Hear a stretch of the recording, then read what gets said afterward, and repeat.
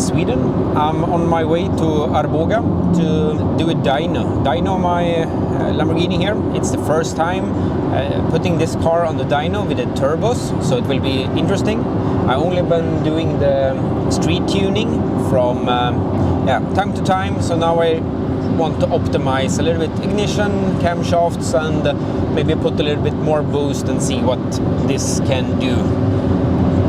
Cruising along here, all the values, temperatures, everything is fine.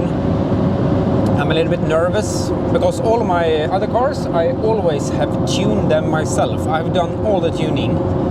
Even though I have been here to the dyno at this place at V-Tune with my Supra, I did all the tuning, and Tobias there operated the dyno.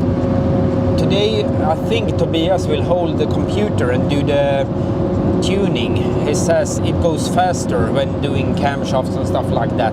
So it feels a little bit strange, but I will sit here next to him and explain, because I don't think he have tuned Motec before. So that is a little bit new, but yeah, I think that's good. Then it will go a little bit faster. Plastic here on the road. I'm not aiming for maximum power because the weakest link now is the gearbox, the 6-speed here. But maybe we will check what's the maximum out of this setup, how much power it can make. I think maybe the fuel pumps is the limiting factor. And it will also be nice to know how much power it makes now, because it's just retune, safe ignition, safe everything, but it's still pulling pretty good. 6 gear, and it still has power.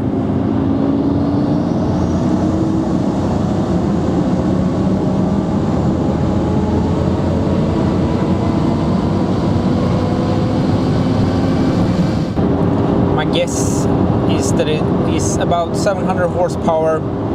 Hard to know, but yeah, would be nice to make a pull on this street tune, safe tune, and see how much it makes. Putting some fuel into the car here before the dyno, and the fuel we're going for are the E85. That's available on almost all the pumps here in Sweden, but I was just trying to get some fuel here at OK Q8, but it was out of E85, so hopefully they have E85 here in this one. Yes, they had E85 here. That's very good. I'm always using the pump fuel, or pump E85, use the same in the Supra. I have the E85 sensor, so I will check especially now when I'm doing the dyno, so it is E85 and nothing else. Oh, it was 84, 85 before, now 82. Let's start it and see.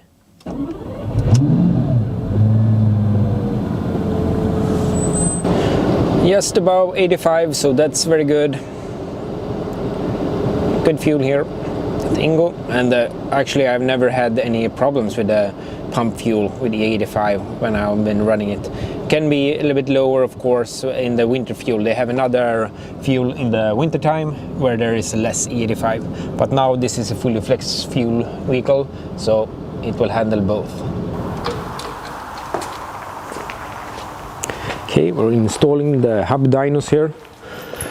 I have an adapter here installed, and I'm gonna line it up and bolt it on here. It's good with this hub dynos. It will not be any wheel spin. This is the same dyno that I was putting my Supra in a couple of years ago here at V-Tune at Tobias.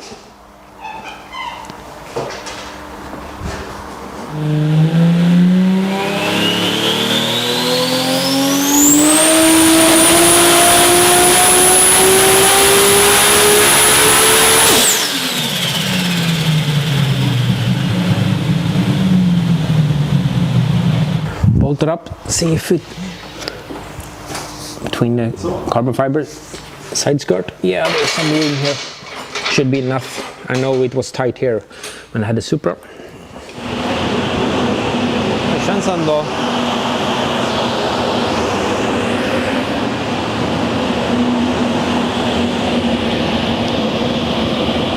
Trying with the fans here to get the cooling to the radiators that is in the front here, and we have the oil cooler on this side is for the engine. Here we have the air filters and also some air going through the side here to the intercooler radiators that is inside here. This side and this side. On this side is the oil cooler for the gearbox.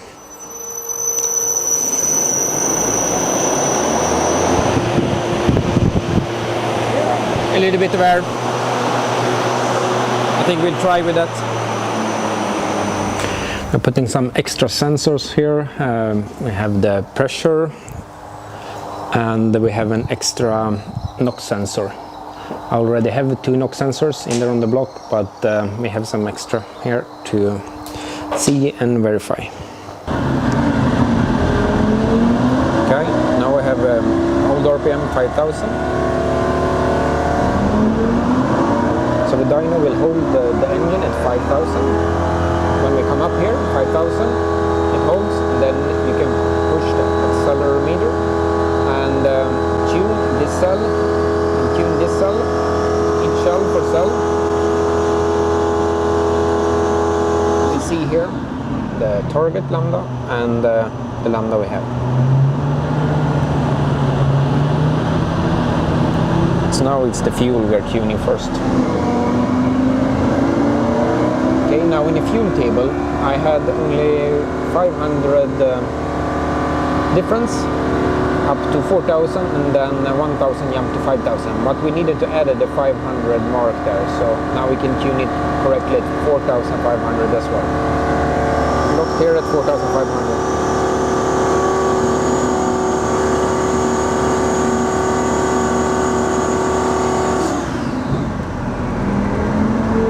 Temperatures are pretty good. Inlet air time 40, water 89. Little problem with the lambda sensors here. I have one of these only from the Motec. The lambda to CAN unit, I think it's faulty. One input went out a couple of weeks ago, and now maybe the other output is struggling to work there as well. So now we're installing another lambda sensor here that's connected to the dyno.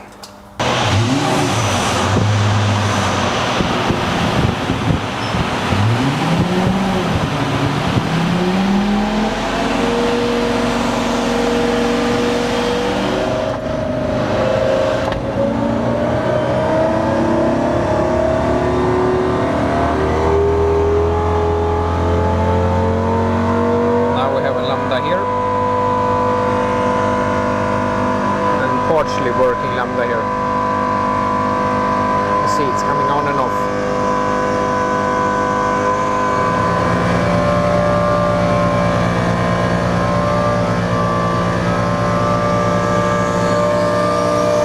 Ja, men det såg ganska bra ut faktiskt. Now we're tuning some ignition at 4000 RPM. Start on low loads.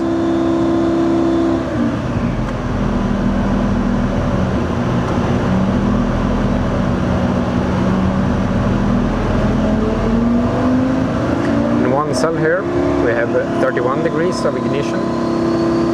Next cell we have 30, we put 25. See the horsepower, then we change it, and then we look for a jump in horsepower.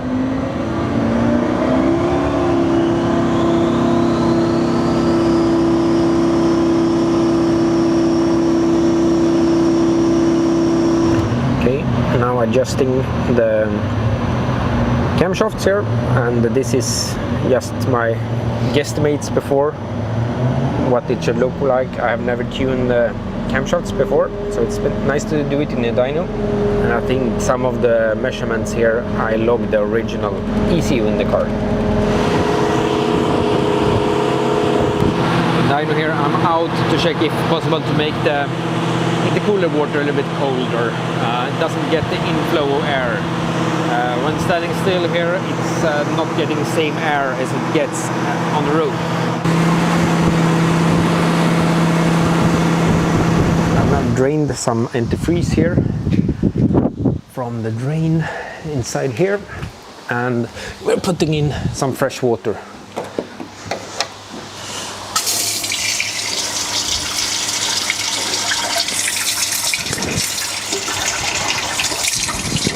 So with this we will replace the water and keep the temp cool. The problem is, after a couple of hours adjusting the camshafts, the fuel and ignition on low loads, we had a little bit problem with the intercooler temp. It was a little bit higher than I wanted to have it, so I don't think it will get the airflow when the car is running on the road or the track. So now it will be a little bit special here with some water. We're filling some fresh water and draining the water from time to time here. I will test this also on the track, if these radiators here for the intercoolers, if they're too small, not correct designed or something like that. Some other in US intercooler systems, they have the radiators for the intercooler in the front here and also the tank reservoir in the front here, but I want to have this place for toolbox and some stuff here. Okay, now it's a little bit camshafts tuning again. Now some pulse with the pretty low boost, but still the ignition. And everything working pretty good. Sounds a little bit angry on the startup.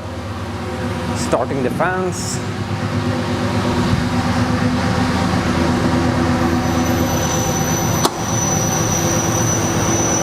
Special fans, these ones.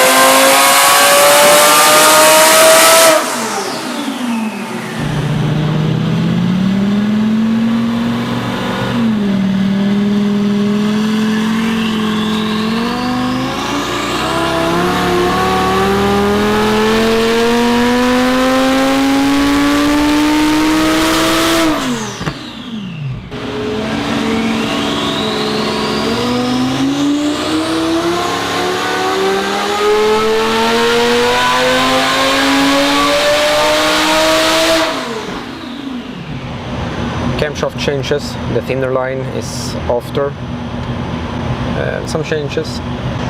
Power gain of this is the torque, 650 jumped up to 678. Here's the horsepower, and here we can see also after the camshafts is adjusted, the boost is coming a little bit earlier, and we get the torque and horsepower there increase.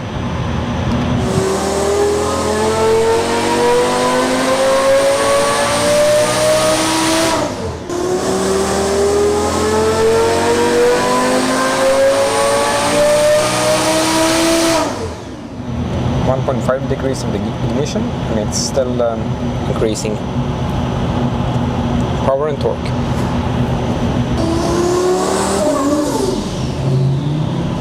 Var det någon boost? Ja. Getting late.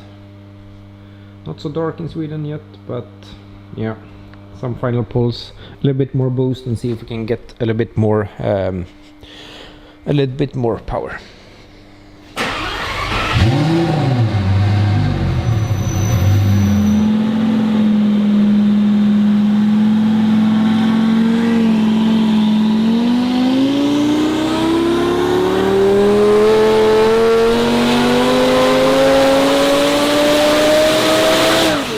It's getting late, so yeah, last pull.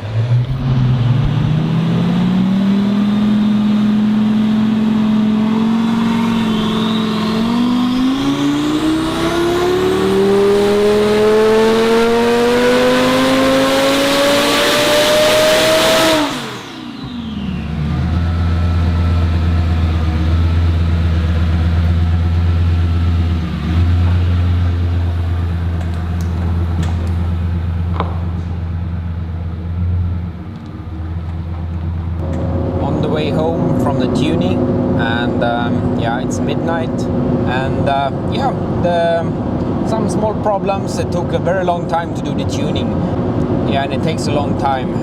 I'm not an expert on the Motec, even though I had it for a couple of years, and Tobias that was helping me tuning, he's never been using the Motec.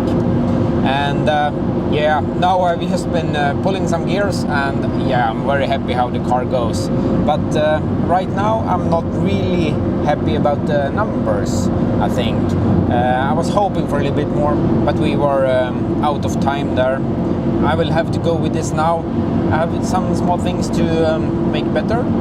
And yeah, the car is very powerful, so driving it around on the street, it's yeah, almost too much in the small gears. I have to put on the four-wheel drive there. Okay, let's look at some numbers and some dyno graphs. I got two dyno graphs, one with a little bit lower boost and one with a little bit higher. And actually, I'm not so much into the numbers. I have had this car for a couple of years with turbo now and did not put it on dyno, just street tuning it. Same with my Supra. I drove it 5 years with just my street tuning and track tuning, had it low 9-second passes before I took it to the proper dyno. So this with maximum numbers, it's not what interested me the most. I want the car to go fast and to feel the power. That's the thing I like. First of all, you can see the boost. It's coming fairly late actually, between 4,000 and 5,000. That's because these turbos, 67mm turbos, is rated 900 horsepower each, so it's big turbos. I built the turbo system and the engine to hold a lot of power, so future goal with this car has always been a lot of power, but now, as I told before, the gearbox is the limiting factor for that. But still, it revs to 8,000, so the power band is no problem at all. It works very good on the track and on the street. By the way, for those comparing between dynos, this dyno here at V-Tune is not considered to be an happy numbers dyno. I think someone made a comparison, same car, almost the same day, they went to the V-Tune and did the dyno there, and then they went to a Dyno pack or Dyno Jet, and for a 1000 horsepower car it was 100 horsepower difference. But still, I want to compare the car when I go here from time to time, and also compare with my Supra that had the 1294 in this dyno. So at 0.9 bar of boost, that's 13 psi, it made 836 newton meters of torque, and the horsepower is 804 horsepower at the hubs. And the normal naturally aspirated Gallardo engines, they make the maximum horsepower at the rev limit, so it's the same here. And here the engine is pretty optimized. Here with a little bit of higher boost, 1.2 bar of boost, it made almost 1000 newton meters and 907 horsepower. Here we did not really had time to optimize anything, but yeah, I thought it would make a little bit more horsepower actually. Yeah, maybe I have to see if there's something I have not done correctly here or something is not optimized really. And the 1294 horsepower I got with my Supra in this dyno was with 3.15 bar of boost. I wonder how much power this engine will make with over 3 bars of boost. But yeah, overall happy, taking the car to the dyno, driving and driving it home. Thanks for watching, and remember, this is a long time project. I want to make the car better and better year after year.